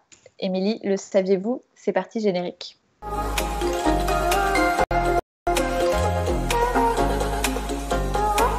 Les artistes-auteurs sont-ils protégés contre le risque d'accident du travail ? Cette question primordiale mérite avant tout quelques définitions. est considéré comme accident du travail l'accident survenu par le fait ou à l'occasion du travail à toute personne salariée ou travaillant, à quelque titre ou en quelque lieu que ce soit, pour un ou plusieurs employeurs ou chefs d'entreprise. On y intègre également les accidents de trajet, c'est-à-dire les allers-retours entre la résidence et le lieu où le travailleur se rend de façon habituelle, ou le lieu de travail et le lieu où le travailleur prend habituellement ses repas. À première vue, puisque le régime des artistes-auteurs est rattaché au régime général, on pourrait penser qu'ils bénéficient de la même protection sociale que les salariés. Et pourtant, les artistes-auteurs ne sont pas protégés contre le risque d'accident du travail. En effet, l'article L382-3 du Code de la Sécurité sociale dispose que les revenus tirés de leurs activités d'auteur et d'autrice à titre principal ou accessoire sont assujettis aux cotisations de sécurité sociale, à l'exception de celles dues au titre des accidents du travail. Leurs frais de santé seront pris en charge, mais ils ne recevront aucune indemnité journalière. Ils peuvent cependant souscrire à une assurance volontaire individuelle pour être protégés en cas d'accident du travail. En ce sens, l'article L743-1 du Code de la Sécurité sociale prévoit que la faculté de s'assurer volontairement contre les accidents du travail est accordée aux personnes qui n'en bénéficient pas. Dans ce cas, la cotisation est à la charge de l'auteur ou de l'autrice. Ils pourront s'adresser à la CPAM pour demander cette assurance volontaire contre ce risque professionnel. Il reste néanmoins encore une difficulté, celle de concilier l'avènement de cet accident avec les engagements contractuels que les auteurs et autrices auraient pris envers un diffuseur, comme par exemple être présent à un salon, rendre un manuscrit dans les délais ou encore participer à une séance de dédicace. Théoriquement, le non-respect des obligations issues du contrat peut conduire à l'engagement de la responsabilité contractuelle des auteurs et autrices. Nous voyons par exemple dans ce contrat classique que passé le délai de remise du manuscrit, le contrat pourrait être résolu et l'auteur obligé de restituer les avances reçues. Évidemment, le bon sens voudrait que le co-contractant se montre conciliant, mais ce n'est malheureusement pas toujours le cas. Raison pour laquelle vous devez savoir qu'il existe par ailleurs des techniques pour s'exonérer de toute responsabilité en envisageant notamment l'accident du travail comme un cas de force majeure. L'empêchement est temporaire, dont l'exécution du contrat doit être suspendue. Il vous est donc fortement recommandé de souscrire à une assurance volontaire. En l'absence d'un encadrement spécial de vos conditions de travail, celles-ci sont presque rendues invisibles et l'on fait le constat malheureux que vos œuvres de l'esprit, prolongement de votre personnalité, sont finalement mieux protégées que votre propre corps. Formons donc le vœu que le législateur intervienne dans les meilleurs délais pour remédier à cette incohérence.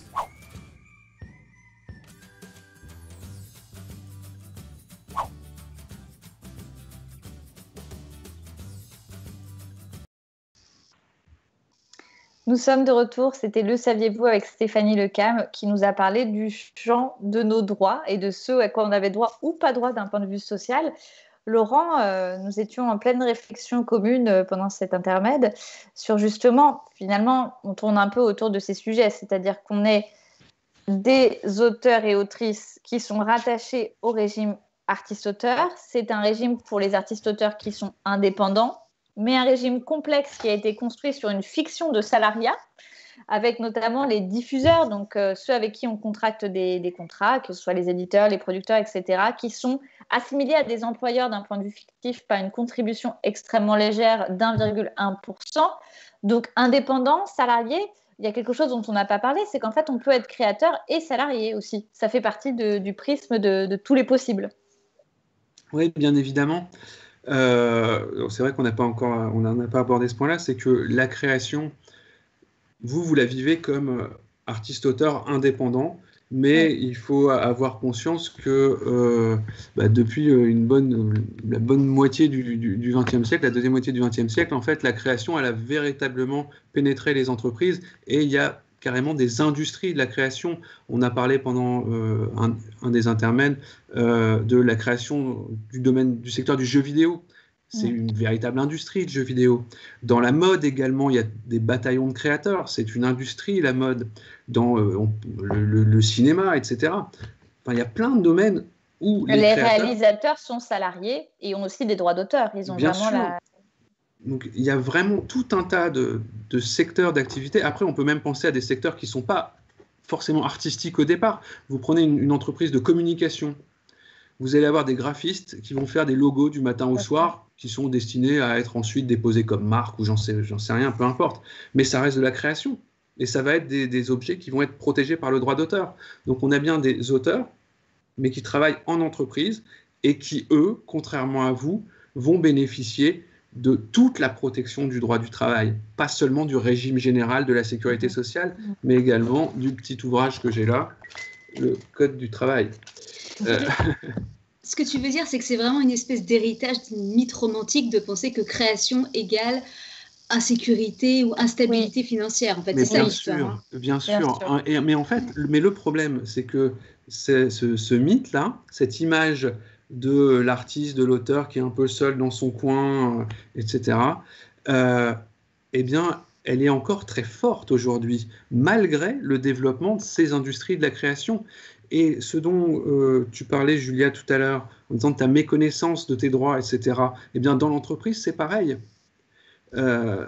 Les auteurs, enfin, les créateurs en entreprise ont bien souvent une absence de connaissance de leurs droits. C'est-à-dire que vous parlez de cession de droits d'auteur, machin, ceci, cela. Il faut avoir conscience que dans l'entreprise, c'est la même chose. L'auteur salarié, c'est avant tout un auteur, et donc il a également droit, normalement, à des droits d'auteur, à une rémunération sous forme de droits d'auteur pour l'exploitation. Et en fait, il ne le sait pas. Il ne le sait pas. Donc, en fait, voilà, il va faire peut-être toute sa vie à créer des œuvres et il n'aura jamais perçu un centime de droits d'auteur. Et là-dessus, je peux donner un petit témoignage juste en bande dessinée qui était, voilà, on ne va pas citer son nom parce que je ne sais pas si elle le voudrait, mais voilà, une autrice de bande dessinée qui est l'une des plus célèbres peut-être en France du point de vue de la jeunesse, qui a été salariée d'une grande maison d'édition, mais elle avait en plus des contrats d'exploitation et de cession de droits. Donc elle a bénéficié des deux. Elle me confiait à un âge assez tardif qu'en fait, heureusement qu'elle avait été salariée de cette maison d'édition, parce qu'elle a pu bénéficier en effet de l'exploitation de ses droits et bon, voilà, qui ne représentaient pas rien, hein, soyons clairs. Mais en plus de ça, en fait, elle a pu avoir des vacances, elle a pu avoir, enfin, en gros, un panel de protection. Et moi, la première fois qu'elle m'avait dit ça, j'avais été horrifiée. J'étais là, quoi? Mais tu as été salariée? Enfin, j'avais l'impression que c'était un truc. Alors que quand tu vois les œuvres de cette personne, tu ne penses pas 2 secondes qu'elle a été mise sous contrainte, qu'elle a perdu sa liberté de créer ou je ne sais pas quoi. Je veux dire, c'est des œuvres formidables, quoi. Donc, on est aussi, nous, pétris de représentation. Hein. Bien sûr. Et voilà, c'est cette idée de la subordination qui est véritablement une contrainte hiérarchique sur le travailleur. En fait, elle est fausse, mais elle n'est pas seulement fausse dans les métiers de la création. Il y a plein de cadres, en fait. Des cadres qu'on appelle les cadres autonomes, pour sortir un peu et pour illustrer mon propos, les cadres autonomes qui vont être rémunérés au forfait jour. L'un des critères pour qu'ils soient rémunérés au forfait jour et pas à l'heure, c'est justement parce qu'ils sont autonomes et qu'on ne peut pas contrôler leur autonomie dans leur prestation de travail, dans la manière dont ils travaillent. Donc c'est bien qu'il n'y a pas d'emprise de leur employeur, de leur supérieur hiérarchique. En réalité, la seule emprise, c'est la même que la vôtre, c'est qu'on attend un résultat. On attend un résultat. Ils doivent avoir clôturé leur dossier pour telle date. Ils doivent avoir remis leurs prestations pour telle date, point. Et c'est ce qu'on attend de vous également. Et c'est là que on peut dire qu'ils sont subordonnés, en fait. Mais même l'idée parce qu'ils ont une contrainte. Ouais. L'idée que seul le salariat voudrait dire contrainte hiérarchique, c'est pas vrai. Nous, on peut changer d'éditeur si on veut. Mais quand tu bosses avec un éditeur, tu bosses aussi avec une maison d'édition. Si tu écris un truc que cette maison d'édition ne veut pas te publier pour une bonne ou une mauvaise raison, soit tu abandonnes ton travail. Enfin, je veux dire, on n'est pas toujours des cow-boys de l'indépendance d'esprit non plus, quoi. Hein. Moi, j'ai toujours eu l'impression de faire ce que je voulais, mais je sais bien que je pourrais présenter demain un manuscrit qui serait refusé. Et donc, s'il y a toujours compromis, s'il y a compromis, il y a compromission. Enfin, je veux dire, c'est assez simple. Hein. Il n'y a pas besoin des salariés pour ça. Non, et puis même dans notre travail au quotidien, moi, c'est quelque chose qui m'a beaucoup interpellée. La peur de la reconnaissance du travail, qu'il soit à titre indépendant ou salarié, j'ai envie de dire que c'est même pas la question, qui serait la perte de notre liberté, parce que en fait, je pense à l'inverse que là où on n'a pas de liberté, c'est quand on n'a pas de moyens financiers. C'est-à-dire aujourd'hui, créer, quand on n'a pas de moyens financiers, qui peut se le permettre socialement et sociologiquement?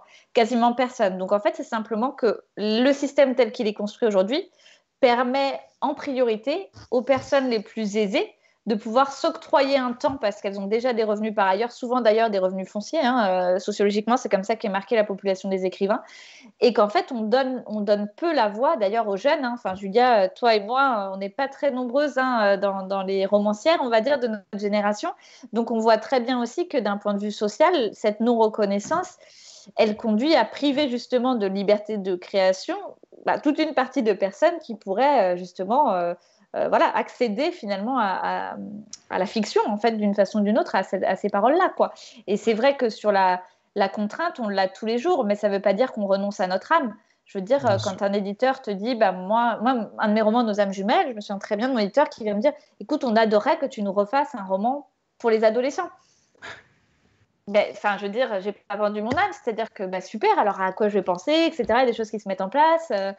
Mais c'est vrai que c'est intéressant, tout ce sujet sur les congés parentaux, tout ce qu'on trace dans ces vidéos live nous emmène toujours à cette représentation fantasmée versus la réalité. Parce que dans la réalité, même, je pense qu'on est capable de s'auto-censurer en se disant, c'est ce que tu disais, Julia, je suis auteur, est-ce que vraiment, après tout, physiquement, je peux quand même lire mon truc dans mon lit, quoi? Alors qu'en fait, après un accouchement, on est épuisé psychologiquement aussi, tu vois. Ouais, et puis il y a la question du congé parental, elle est intéressante, mais c'est ce que tu dis, là, on est jeune, on est en forme. Moi, je me rappelle lire le bouquin de Bernard Lahire, que je pense que vous avez lu aussi, La condition littéraire. Oui. Il y a quand même un grand nombre des cas dans ce bouquin, c'est des gens qui ont plutôt, tu vois, qui sont dans la vie d'après, ils ont 20 ans de plus, donc ils ne sont pas au stade où ils ont des enfants, ils sont au stade où ils divorcent de leur conjoint salarié. Non mais c'est ça. Non mais tu vois, c'est facile d'avoir 30 ans et de sortir de la maternité. En fait, c'est pas maintenant que c'est compliqué. Ouais. C'est plus tard que ça va être compliqué. Le problème, c'est pas de se péter un poignet. Le problème, c'est le moment où tu as une maladie dégénérative qui fait que tu n'as plus assez de mémoire pour écrire. C'est le moment. Non mais tu vois, c'est des trucs comme ça qui arrivent.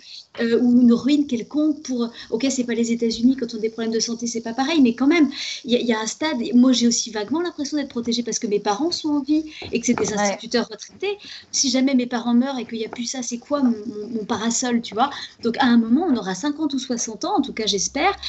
Qu'est-ce que ça va être nos moyens de protection à ce moment-là? Et si jamais à ce moment-là, on n'a plus d'inspiration aussi. Moi, c'est pour ça que j'ai fait un doctorat de littérature en me disant, bon, au pire, j'irai enseigner, tu vois. Je sais pas qui a envie que j'enseigne, mais il y avait cette idée autant j'aime écrire, autant je le fais sérieusement, autant je le fais professionnellement depuis maintenant des années. Je suis fille d'enseignante, donc j'aime quand même bien la stabilité. Et je me suis dit, j'ai pas envie qu'un jour, ma capacité à me nourrir, elle soit directement corrélée à mon imagination, tu vois. Pour l'instant, j'ai fait preuve d'imagination. Mais imaginons qu'un jour, j'ai raconté tout ce que j'ai raconté. Je vais dire quoi à mes enfants? Maman n'a plus d'idées. Tu vois, c'est pas possible. Alors, désolée, bon, du coup. Donc, il y a quand même ce truc-là. Moi, ça m'effraie beaucoup plus que... Moi, ça m'a pas beaucoup dérangé de ne pas avoir de congé maternité la première fois. J'ai trouvé ça luxueux la deuxième fois. Mais comment on fait dans 20 ou 30 ans? Oui. C'est-à-dire que c'est la projection encore plus long terme de nos droits sociaux, au-delà même de... Oui. Samuel, est-ce que ça te fait réagir, ce que dit Julien? Oui, bien sûr. Alors, juste un peu pour plaisanter, pour ce qui est de l'inspiration, sinon tu fais traductrice, hein, c'est déjà écrit, tu as le savoir-faire. C'est pour ça que je fais de la traduction. Franchement, c'est pour le plaisir de taper sur un clavier sans avoir besoin de réfléchir, ça j'adore.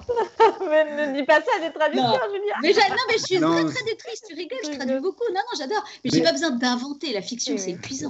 C'est une vraie plaisanterie, puisque nous, à la TLF, là, ça fait quand même 40 ans qu'on se bat pour que les traducteurs et les traductrices soient reconnus comme auteurs de leur traduction. Et voilà, donc c'est ça qui fait qu'on est parmi vous en tant qu'artiste auteur. Nous, après, c'est intéressant ce que disait Laurent sur le fait de donner des ordres. Nous, à la TLF, on a mené des négociations avec le SNE, donc le Syndicat national de l'édition, donc qui portait en partie sur la rémunération, puisque nous, on est rémunérés en avaloir comme vous. Mais le montant de ces avaloirs est proportionnel au nombre de feuillets qu'on traduit. Alors l'avantage, c'est qu'il y a une quantification en fait de votre travail. Voilà, exactement. Alors nous, c'est facile puisqu'on a une œuvre originale qui qui existe déjà et qui est déjà quantifiable. Donc voilà, ça facilite ce calcul. Mais ce code des usages, voilà, il est un peu à double, enfin, c'est une négociation, quoi. Donc il y a aussi défini ce qui est une traduction selon les règles de l'art, ce qui est acceptable ou non pour un éditeur. Donc voilà, ça je sais que chez les traducteurs, on est extrêmement attaché à notre indépendance, au fait de travailler chez soi. Donc là-dessus, c'est quelque chose auquel on tient, donc, qui fait un peu partie de l'ADN, hein, je pense, des auteurs comme des traducteurs. En revanche, voilà, ça c'est toujours chez nous, depuis que la TLF existe, ça s'est toujours accompagné de négociations avec les éditeurs et de formation aussi, puisque, comme disait Laurent tout à l'heure, effectivement, pour nous, c'est très important de sensibiliser les jeunes qui débutent. On intervient dès les masters de traduction. Notre juriste, Jonathan, fait des interventions au master. On salue Jonathan au passage, qui a eu un petit bébé aussi, voilà. Effectivement, ouais, bon, qui est pas artiste-auteur, mais... donc voilà, nous, effectivement, c'est très important de sensibiliser nos adhérents et plus généralement toutes les personnes qui vont être amenées à exercer notre métier à nos droits, aux droits d'auteur, puisqu'on va être amené à négocier des contrats, et puis effectivement à nos droits sociaux. Voilà, ça, on continue à y travailler. Mais c'est ça que j'allais demander, parce que c'est vrai que quand on fait de la traduction, il y a un tarif au feuillet qui est de 21 €, si je ne dis pas de bêtises, en tout cas pour l'anglais. Hein, je pense qu'il y a des... Mais moi, j'en suis à quoi 4, 5 livres traduits, peut-être un truc comme ça. Donc, je sais que c'est peu, mais en même temps, ça me permet de voir 2-3 trucs. Et en fait, je trouve ça pas mal qu'il y ait un prix au feuillet, mais selon le bouquin, le feuillet, il te demande beaucoup plus de travail ou beaucoup moins. Bien sûr. Et donc, oui, est-ce que ça, c'est négocié ou est-ce que, du coup, c'est toujours bloqué là? Parce que, tu vois, il y a des choses tellement plus dures à traduire que d'autres. Disons que c'est un code des usages, c'est-à-dire que c'est pas quelque chose, ça n'a rien de déjà, contraignant. c'est pas une obligation, voilà, c'est juste un code des usages, c'est-à-dire que tu vois, c'est pas contraignant dans la loi. C'est pour ça qu'on parlait de négociation collective au début des lives. Tout est un peu lié en fait, hein, d'un point de vue systémique. C'est-à-dire qu'en effet, c'est un code des bonnes pratiques que la TLF a contracté avec le SNE. Donc, c'est une manière chacun de dire, voilà, nous, ce qu'on estime être la bonne pratique dans la profession. Okay. Mais ça n'empêche pas les mauvaises pratiques. Voilà. Exactement. Ça n'empêche pas les mauvaises pratiques contre lesquelles notre juriste aussi se bat tous les jours. Et effectivement, ça, dans ce code des usages, par contre, il est précisé que la rémunération du traducteur ou de la traductrice dépend alors un peu de son expérience et de la difficulté du texte, voilà, et des enjeux particuliers du texte. Pardon, je dois faire un hors-sujet. Non, mais les lives sont aussi pour ça. Laurent, peut-être une réaction vis-à-vis de tout ça? C'est pas vraiment une réaction par rapport à tout ça, c'est plutôt par rapport au travail indépendant et au travail salarié. Moi, je voulais absolument vous en parler parce que je sais que ça existe dans vos métiers. C'est qu'il y a une forme d'organisation du travail qui permet de cumuler les deux statuts. C'est ce qu'on appelle le portage salarial. D'accord. Tout le monde prend des notes, hein, dans ce live. Alors, moi aussi. Donc, le portage salarial, donc c'est une forme de travail, une organisation du travail qui est organisée dans le Code du travail, hein, mais qui permet en fait aux travailleurs indépendants de bénéficier de la protection du salariat pendant l'exécution de leur prestation de travail. C'est un peu tout ce que vous attendez aujourd'hui. Donc concrètement, vous êtes travailleur indépendant, vous allez rechercher vos co-contractants, etc. Donc pour vous principalement des éditeurs, etc. Vous allez vous mettre d'accord sur la prestation à réaliser, et à partir de là, va intervenir un tiers, l'entreprise de portage salarial. Donc c'est à vous, hein, bien sûr, en gros, c'est les entreprises d'intérim hein, qui effectuent également cette prestation-là. Mais donc, en tant qu'indépendant, vous allez aller voir l'entreprise de portage salarial, vous allez lui dire, voilà, moi je souhaiterais organiser une relation de portage salarial avec mon client, etc.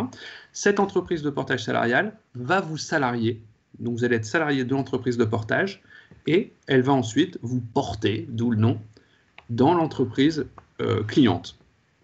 Je sais qu'il y a certains auteurs qui font ça plutôt Donc, en contrepartie, bien sûr, l'entreprise de portage va toucher une partie du prix de la prestation. Ouais, c'est la contrepartie.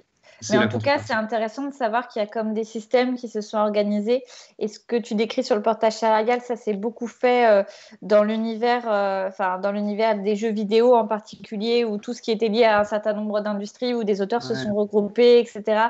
Donc ça a été des pratiques qui se sont développées. Et moi, j'avais fait quelques recherches vite fait pour voir si c'était pratiqué dans les domaines de la création. J'avais vu des illustrateurs qui racontaient leur expérience aussi de portage salarial. Très juste. Bon, donc, pour le coup, c'est un compromis qui peut être intéressant. Je ne dis pas que c'est magique, mais qui peut être intéressant dans certaines situations. Et donc, concrètement, en fait, c'est un CDD généralement qui est organisé, un CDD qui va durer, donc qui va être à terme imprécis, puisqu'on ne connaîtra pas à l'avance la fin du contrat, mais on connaîtra l'événement qui y mettra fin, donc c'est la réalisation de la prestation.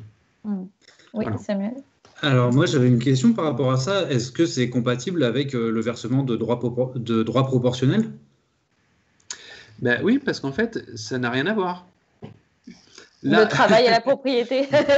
Oui, non, mais voilà, ça n'a rien à voir. Ça n'empêche que pour l'exploitation ensuite de votre œuvre, vous toucherez une rémunération en principe proportionnelle. Vous allez toucher les droits d'auteur liés à la cession de vos droits. En revanche, pour la période de création, vous allez bénéficier de l'encadrement du droit du travail par le biais du portage. Et c'est un peu, si j'ai bien compris, c'est un peu ce que vous recherchez dans beaucoup de situations. En fait, ce qu'on recherche, ce n'est pas simple. On recherche la clarification des différents codes qui concernent les artistes-auteurs. On cherche en effet à revaloriser la rémunération et d'amont et d'aval, c'est-à-dire la rémunération pendant qu'on crée, mais aussi pendant que les droits sont exploités, puisqu'aujourd'hui, avec l'avaloir, vous savez, ce système amortissable, de toute façon, nos droits proportionnels, ils sont paralysés, puisqu'en fait, on n'a qu'une avance sur les droits, donc il faut qu'on vende, je ne sais pas, 10 000, 20 000 exemplaires pour commencer à avoir la couleur des droits, etc. Donc en fait, nous sommes vus un peu comme ceux qui veulent bouleverser le système, mais ce n'est pas tant qu'on veut le bouleverser qu'on voudrait un petit peu plus d'équité et de cohérence juridique. Voilà, pour résumer notre quête actuelle. Le live va toucher à sa fin, donc je vais passer à la dernière rubrique. Émilie, es-tu prête pour notre rubrique, non pas courrier des cœurs, comme tout le monde l'appelle comme ça, mais non, c'est le courrier des artistes-auteurs. Voilà. Allez, c'est parti, le courrier des artistes-auteurs.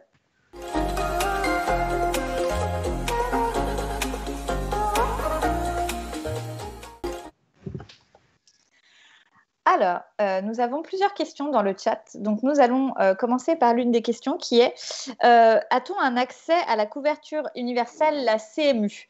Alors oui, nous y avons accès. C'est pour cela d'ailleurs que quand vous êtes en dessous des 900 SMIC, quoi qu'il arrive, et que vous êtes artiste-auteur, vous pouvez bénéficier, si vous n'avez pas d'autre métier, de cette protection universelle. La CMU, c'est valable pour tout le monde, pour toutes ces personnes qui sont en situation justement de précarité, qui n'ont pas assez de revenus, etc. Donc, si vous êtes artiste-auteur, il n'y a rien qui vous empêche évidemment de pouvoir demander la CMU. Alors, nous avions une autre question qui était: qu'est-ce qui est préconisé pour démarcher la CPAM dans le cadre d'un congé maternité ? Oh là là, bon allez, celle-là, elle est pour moi aussi, parce que je viens de le faire. Déjà, quand vous allez découvrir que vous êtes enceinte, c'était la petite vidéo qu'il y a eu aussi au début de ce live, vous allez faire une déclaration de grossesse auprès de la CPAM. Ce que je peux vous recommander, alors je ne suis pas l'experte parce que vous voyez que là, moi, malgré toutes ces précautions, je ne les ai toujours pas. Mais je sais que ça a marché pour d'autres personnes, donc on va garder l'espoir. C'est que dès le début, quand vous envoyez votre déclaration de grossesse, etc., vous mettez un document à côté avec marqué « Je suis artiste-auteur ». Vous mettez tous les documents que vous pouvez trouver, type attestation d'affiliation à GESA, etc. Peut-être pas non plus tous vos contrats, etc. Mais faites, même si ça ne prend pas beaucoup de temps. D'ailleurs, c'est quelque chose qu'on pourrait faire à la Ligue, j'y pense. Stéphanie, si tu nous regardes, on peut se le noter dans la to-do list. C'est qu'on pourrait tout à fait faire aussi une sorte de courrier type à envoyer à la CPAM en même temps qu'on la démarche pour les artistes-auteurs. Ça pourrait être très pratique. Comme ça, dès le début, on serait identifié artiste-auteur auprès de cette démarche-là. Et ensuite, quand on arrive à la période, en effet, des indemnités, c'est le moment où il y a ce lien qui se met en place avec votre CPAM, puisque vous avez fait votre déclaration de grossesse. Donc, normalement, si tout est en ordre sur votre espace amélie.fr, vous avez votre petit déroulé de votre grossesse avec voilà, les préconisations, etc. de ce qui se trouve. Et là, je pense que le mieux, c'est appeler la CPM, les contacter directement, envoyer des mails, garder toutes les traces écrites, expliquer votre régime, demander très concrètement à quelle période votre congé commence, demander si tout est en ordre, etc. Et relancer. Nous, il n'y a que ça qu'on a vraiment trouvé, c'est dès le début, être bien identifié artiste-auteur dès le début des démarches, contacter. Et après, le problème, c'est que c'est la chance, quoi. Il faut trouver un interlocuteur à la CPAM qui connaisse le régime artiste-auteur. Et le problème, c'est qu'ensuite, on n'a pas pris, c'est ce qu'on a expliqué, c'est dans l'articulation qui est faite entre la GSA et la MDA, qui a ces informations sur si vous êtes affilié ou non, et l'URSSAF Limousin désormais, mais auparavant, c'était même pas avec l'URSSAF Limousin.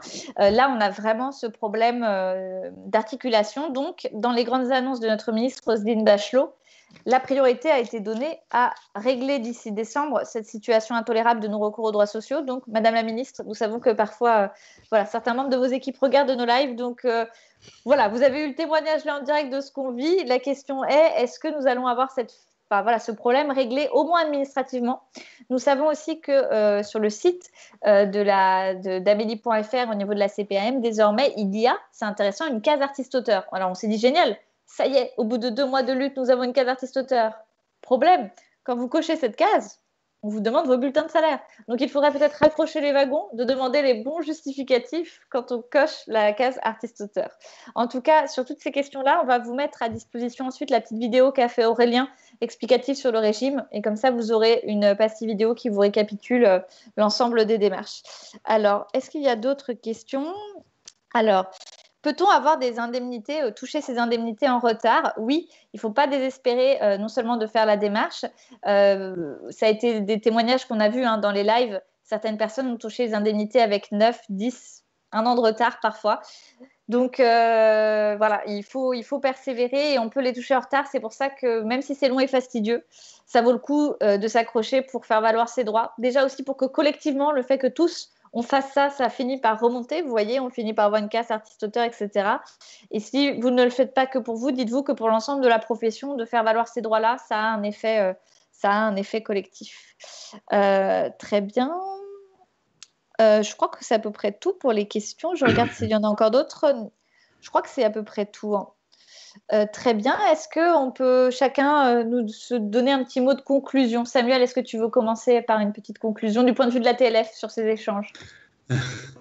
Écoutez, nous, on est absolument ravis, en tout cas, d'avoir participé à ce live comme à un précédent. Et voilà, je pense que le mot de la fin, c'est un peu ce que tu disais, que voilà, il faut insister pour obtenir ses droits et que voilà, ça va être ensemble qu'on y arrivera. Donc voilà, la TLF, nous, on continue à travailler pour les traducteurs et vous êtes très mobilisés, comme d'habitude, ça c'est certain. Et puis et en plus c'est intéressant, on a appris des données statistiques. Vous avez une population très féminisée, c'est intéressant. Et en moyenne d'âge, vous connaissez un peu plus finement. Je ne vais pas te poser de questions pièges. Alors, je ne connais pas par cœur. Par contre, on a ce document qui est accessible sur notre site. Oui. Je ne sais pas si on voit. Bien. D'accord, voilà. Très bien.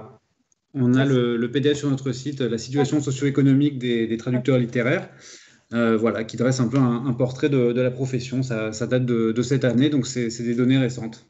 Donc, si vous êtes traducteur ou traductrice, n'hésitez pas à adhérer à la TLF. C'est là que vous allez trouver toutes les ressources spécifiquement sur les traducteurs et voilà, c'est très important.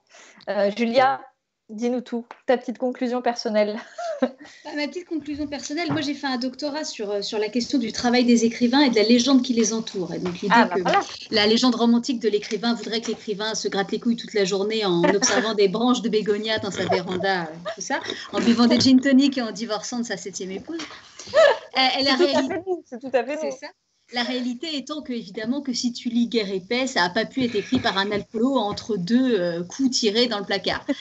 Donc, tout ça pour vous dire que je pense qu'il y a un vrai truc à ne pas opposer originalité littéraire et vivre dignement. Qu'en fait, notre travail littéraire, loin d'être abîmé par le fait de vivre dans un confort très relatif, au contraire, permettra, et c'est ce que tu disais, les gens qui créent sont les gens qui ont le temps de le faire. Donc, et bon, on n'est pas pour vivre dans du velours, mais enfin, c'est sûr que si on pouvait juste avoir les moyens de s'occuper de nos enfants, ça se passerait mieux. Tout à fait. Et de les faire garder, bordel de shit. Et de les faire garder, car nous avons aussi le problème des indemnités durant le Covid. Nous avons énormément d'adhérents et adhérentes qui n'ont pas réussi à les toucher. Donc, voilà, ça fait partie des choses qu'on a remontées, en tout cas, au plus haut niveau de l'État. Donc, le plus haut niveau de l'État ne peut l'ignorer. Maintenant, est-ce qu'il va se passer quelque chose? C'est la deuxième question. Laurent, toi, tu es spécialiste du droit du travail. Donc, cette confrontation droit du travail, droit social était intéressante justement parce que tu as ce périmètre plus large sur le travailleur intellectuel et sur ces questions. Qu'est-ce que tu retiens de nos échanges avec des auteurs en vrai là? D'abord, je suis très heureux d'avoir participé à ce live, d'avoir été invité à participer. Qu'est-ce que je retiens? C'est un peu difficile à chaud comme ça de répondre. Si ce n'est que, oui, on se rend bien compte de la difficulté que vous avez à voir reconnaître des droits existants. Moi, c'est ça que je trouve le plus significatif. Oui, c'est étrange, et c'est pour ça aussi que je suis content d'avoir participé à éclairer quelques situations juridiques, un petit peu. Mais c'est qu'on se rend compte qu'en réalité, les droits existent. Enfin, peut-être pas tous, mais une grande partie existe, et que la difficulté, c'est soit leur méconnaissance, soit leur mise en œuvre. Et c'est ça que je trouve le plus surprenant. Je vais dire intéressant, mais c'est pas intéressant, c'est surprenant en réalité. C'est surprenant dans votre situation. Et c'est pour que pour le coup, on n'appelle pas à une réforme juridique, à des choses comme ça, comme c'est pour moi trop souvent le cas, parce que je trouve que la loi elle est déjà suffisamment importante. C'est juste mettre en œuvre les droits qui existent avant tout. Oui. Et si c'était le cas, et si c'était fait de manière efficace et effective, on ne serait pas là à discuter, quoi, quasiment. Tout à fait. Mais comme ça fait 50 ans, en tout cas depuis le début du régime de sécurité sociale, quand les faits ne sont toujours pas mis en application, on a quand même quelques questions existentielles sur le pourquoi. Voilà, donc c'est pour ça aussi qu'on fait ces vidéos live, pour informer. Et pour le coup, je trouve que c'est très bien ce que vous faites. Et moi, je me disais même que vous devriez aller dans les CPAM, relayer votre discours si ce n'est déjà fait. Tout à fait. Eh bien, on a réfléchi à ça, à leur faire une petite note. Ce qu'on se disait, c'est que la période Covid, y aller tous en bus, parce qu'on hésite aussi à prendre un car pour aller dans le Limousin, pour aller rendre visite à l'URSSAF, ce n'est pas exclu dans nos revendications, mais en tout cas, oui, on a fait, même avec la médiatrice de la sécurité sociale, je veux dire, Madame Bourg, que nous saluons encore une fois, nous connaît maintenant par cœur, c'est-à-dire qu'on lui renvoie, etc. Mais il y a un moment donné, d'un point de vue systémique, il faut qu'il y ait une réorganisation des choses, qu'il y ait quelque chose qui se fasse, pour qu'en effet, les droits soient effectifs. Et je suis d'accord avec toi sur tous ces points, même quand on parlait de la reconnaissance du travail. En fait, ça ne demande pas des révolutions juridiques, ça demande juste de clarifier le droit existant et de le mettre en application et d'arrêter les bricolages, en fait. Parce qu'en fait, tout est bricolage pour nous. On s'en rend compte. Ce sera le mot de la fin. Merci à tous et tous d'avoir suivi ce vidéo live. On est ravis, en tout cas, d'avoir pu échanger sur tous ces sujets, sur les congés parentaux. Et puis, on a débordé sur le travail, mais voilà, c'est aussi ça la magie des vidéos live, c'est qu'on improvise aussi selon les ressentis et les vécus des participants. On espère en tout cas que vous allez toutes et tous bien durant cette période de confinement. Et puis on se dit rendez-vous à dans 2 semaines. Merci à toute l'équipe pour tout le travail. Et Émilie, générique de fin.